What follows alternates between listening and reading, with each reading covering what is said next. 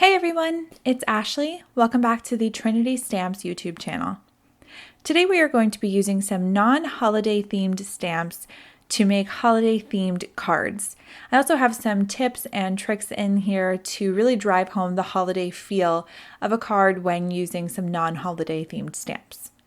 So we're going to be using the Succulent Banner stamp set. So it's got this really beautiful banner image with all the succulents and cactus, and it's got some really great sentiments as well, and some that fit right in the banner.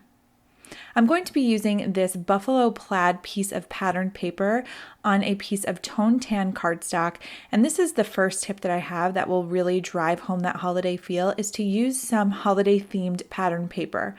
I know a lot of times I tend to forget about pattern paper on my cards. I really like to make my own backgrounds, but sometimes for things especially like this, it's really great to pull them in every now and then. So I'm going to be using my mini Misty, and this is for a few reasons. One, this stamp is very large, so I don't know that I have very many acrylic blocks that will fit it, but also I'm going to be double stamping my stamp, and I'll do that in a little bit, and I'll show you why. But the first thing I'm going to do is ink up my stamp with Memento Tuxedo Black ink, because I will be doing some Copic coloring. And Memento ink is Copic safe or alcohol marker safe, meaning that the alcohol in the ink for the marker won't make the ink that you've stamped it with run. So now I'm going to apply even pressure all around the stamp, all of the little nooks and crannies. There are quite a bit of lines in the stamp, so I want to make sure that I get a really nice clean image and impression, and I do. Notice how I am not removing the stamp from the Misty. This is very important because we will be stamping again later on in the video. So I am going to speed this up in just a minute, and I will be putting the Copic marker colors in the description if you are interested. But basically I choose 3 colors for each cactus or bloom or leaf that I am choosing or coloring, and that is for a shade tone or a shadow tone, a mid-tone, and then my lightest or highlight tone. And basically I want it to look a little bit dimensional. I want a lot of depth to be in the image as much as I can, and for me, choosing 3 to 4 colors per image really drives that home. This is my second tip for creating holiday themed cards with non-holiday themed stamps, is just to make sure that you choose the right colors for your holiday. So I'm thinking Thanksgiving or Christmas for this card, so I'm going to be choosing some really deep tones. So I've chosen a pretty dark green as my shade color for the cactus. And for these leaves here to the left, I would normally have chosen a green, but because we're going with a fall theme or a winter theme, I'm going to do yellows and oranges. And then for the flowers themselves, instead of a bright pink flower, which you would normally picture on top of a cactus, I'm going to be using a really rich, deep red. R59 is such a beautiful Christmas red tone to me, so I wanted to make sure that I used that and balanced it out with R24, which is a nice bright red. This can be really important when coloring in images for non-holiday stamps.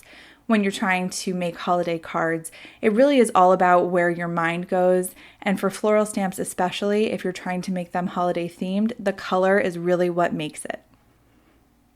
So I'm going to go ahead and slow you down here for just a moment because I'm going to be coloring in my banner now, and I'm using the colors E33, E21, and E00. Notice how I am using E33, my darkest tone, on the very, very ends of my banner, and then that banner that comes behind it, so it sort of looks like it's in movement. I'm using my darkest tone on the very ends, my mid-tone a little bit farther in, and then I'm using that lightest E00 tone to go ahead and color in my entire banner. This will give the effect of a rounded banner, or as if it's in movement. Had I colored it all just one shade, it wouldn't have any real movement, and it wouldn't have a lot of depth to it. So this makes it look as if it actually is wrapped around that cactus and floral feature. Here is where we are going to go in and stamp this a second and final time. I'm done with my Copic coloring, but obviously I've gone over some of those lines and I want to bring them out again and make sure that the black lines are really crisp in the image. So I'm going in again, and because I didn't move the stamp, it's in the same exact place on the paper and on the MISTI.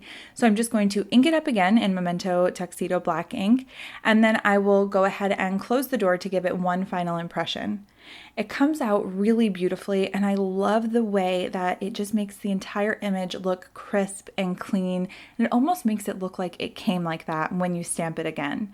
If you wanted to make them even darker, you could stamp it a second or third time, but I think the restamping just one time is plenty for me. I'm going to be using this thankful word, and the word fits right into that banner, and I love that. So I'm going to go ahead and put that on my acrylic block, and I'm going to ink this up in VersaFine Onyx Black ink. That's my favorite ink to use for sentiments, usually because I like to stamp my sentiment with a block. That way I can just have a good feel of where I'd like it, especially on a banner like this, and you want it to be done the first time. You can't really restamp a sentiment, or if you've tried, you know that's very hard. And so I just want to make sure that I get that nice first impression, and that's why I use VersaFine Onyx Black. So I've gone ahead and die cut it out, and now I'm putting some foam tape on the back of my cactus image that I've die cut, and I'm going to place it right in the center of my buffalo plaid pattern paper.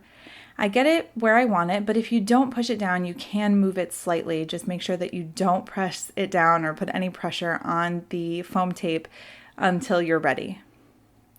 I'm going to adhere this to my A2 size card base with a toned tan card base.